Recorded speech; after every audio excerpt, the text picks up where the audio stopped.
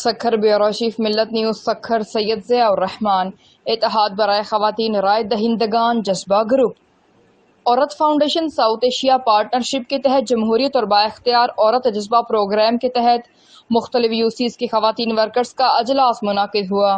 اجلاس میں میڈم غزالہ انجم، نرگس شیخ، غلام زہرا سمیت دیگر خواتین نے شرکت کی۔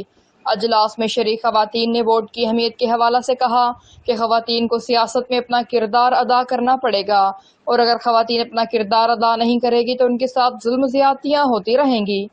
خواتین کی تقدیر صرف ووٹ کے ذریعے ہی تبدیل ہو سکتی ہے۔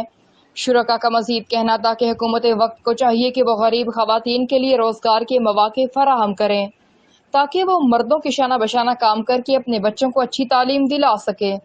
پروجیکٹ آفیسر جذبہ پروگرام عورت فاؤنڈیشن سکھر میڈم غزالہ انجم نے اپنے خطاب میں کہا کہ پاکستان میں 100% خواتین میں سے 44% خواتین نام ووٹر لسٹ میں شامل نہیں، لیکن ان میں سے 50% خواتین اور بعض میں شرح 15% کم ہے جو اپنا حق رائے دہی استعمال کر پائی ہیں، اور 85% خواتین ووٹ کا حق ادا نہیں کر سکی ہیں۔ انتخابی عمل میں خواتین کے لیے مختص پولنگ اسٹیشنوں کی کمی، خواتین سٹاف کا نہ ہونا اور کئی علاقوں میں سیاسی مذہبی جماعتوں اور دیگر عناصروں کے مختص پولنگ اسٹیشن کا نہ ہونا ہے۔